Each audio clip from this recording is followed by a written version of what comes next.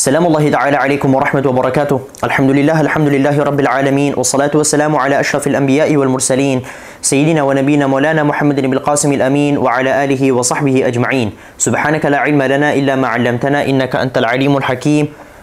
Qala al-mu'allif rahimahullahu ta'ala wa nafa'ana bihi wa bi'ulumihi fid darain amin. Al-masyhur, hadis masyhur. Setelah kita kemarin sempat membahas hadis dari segi kuantitas terbagi menjadi dua, ada hadis mutawatir, ada hadis ahad. Hadis mutawatir di mana jumlahnya itu banyak banget yang akan kita bahas insyaallah di episode depan.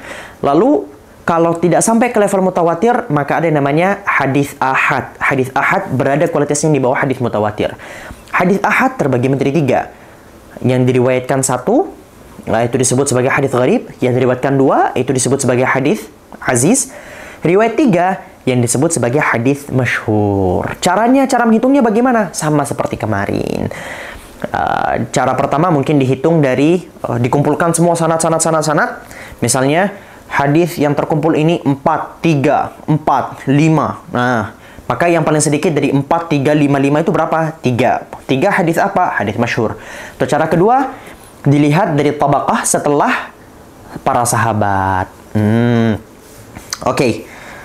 Apa yang disebut sebagai hadis masyhur? Huwa ma rawahu thalathatun fa akthar.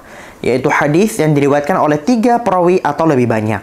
Bisa 4, bisa 5, bisa 6, bisa 7, bisa 100. Walau fi tabaqatin min tabaqatihi.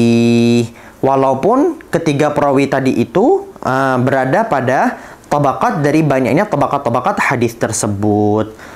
Walau rawahu ba'da thalathati jam'un. Walaupun setelah yang 3 tadi itu ternyata ada jumlah yang lebih banyak.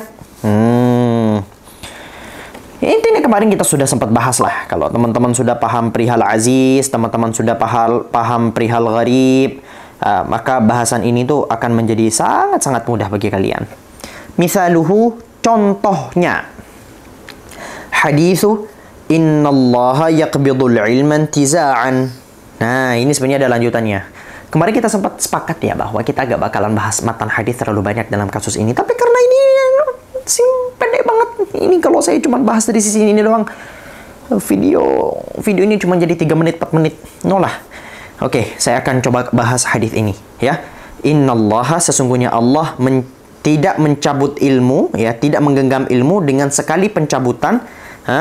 Ada lanjutan hadisnya adalah yantazi'uhu minal ibad. Tazi'uhu. Ini lanjutan hadisnya. Di luar dari konteks tapi tak apa-apa. Minal ibad.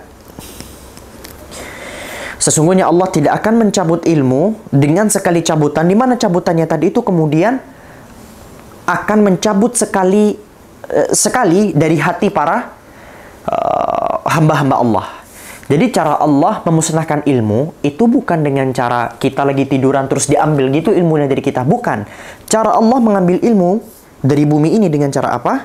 Dengan cara walakin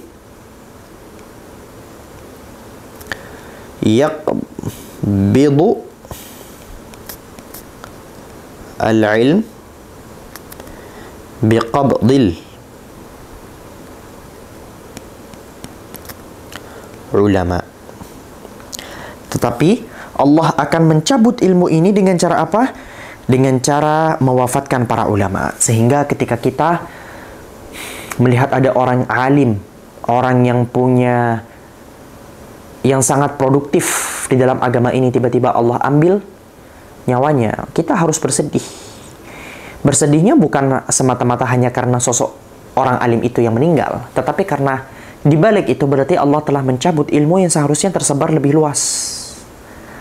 Dan banyak sekali para ulama-ulama itu yang saat mereka meninggal, ada banyak sekali keilmuan-keilmuan yang mereka simpan di dalam hati mereka yang belum pernah mereka ajarkan kepada siapapun. Sering sekali kami itu mendengar para ulama-ulama yang sebelum mereka meninggal mereka itu curhat. Saya ini masih ada 7 jenis keilmuan, masih ada 3 jenis keilmuan, masih ada 4 jenis keilmuan, disiplin keilmuan yang belum pernah saya ajarkan. Semoga Allah memanjangkan umur saya. Ternyata meninggal. Jadi kayak banyak ilmu-ilmu yang mati itu gara-gara para ulamanya sudah meninggal duluan. Dan ini harus kita sedih. Nah, hadis ini itu diriwayatkan oleh siapa? Diriwayatkan oleh salah satu sahabat. Diriwayatkan oleh cucu gubernur Mesir.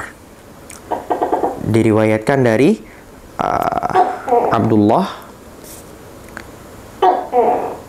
1, 2, 3,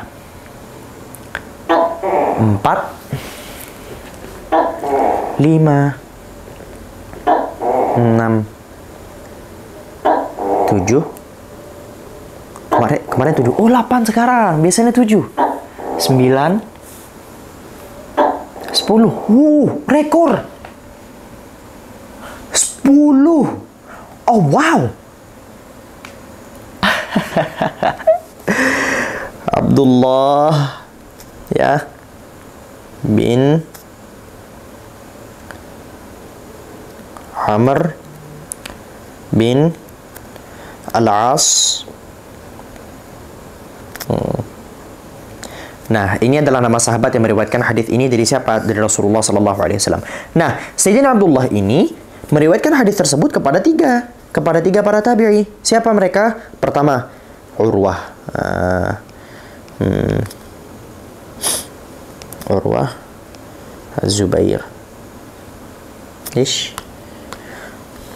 Az-Zubair. Kemudian yang kedua, beliau meriwayatkan hadis ini juga kepada siapa? Umar Hakam. Kemudian yang ketiga ada Khaythamah.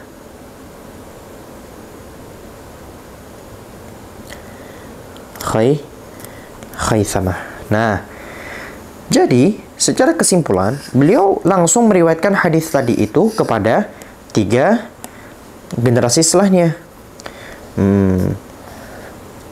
Nah, dan kita sempat membahas bahwa apa yang cara menghitungnya itu dihitung dari setelah sahabat, bukan? Dan ini sudah beliau meriwayatkan hadis ini kepada 3 sahabat ini. Baru setelah 3 sahabat ini ternyata di bawahnya ada banyak. Nah, di sini ada lingkaran yang banyak banget. Dan ini tidak akan menjadi persoalan bagi kita. Kenapa? Karena kita fokusnya bukan lagi pada yang ada di bawah-bawah ini, bukan. Kita fokusnya itu cukup pada setelah sahabat itu jumlahnya ada berapa. Begitu ya teman-teman. Fahimtum? Arju dzalik. Hukmuhu, apa hukum hadis masyhur? As-sihah bisa menjadi sahih, awil hasan, awil husn bisa menjadi hasan, awil dha'f bisa juga menjadi dhaif. Hadza wallahu subhanahu wa ta'ala a'lamu bis-shawab. Subhanakallahumma bihamdika asyhadu an la ilaha illa anta astaghfiruka wa atubu ilaik. Wassalamu alaikum warahmatullahi wabarakatuh. Bye bye.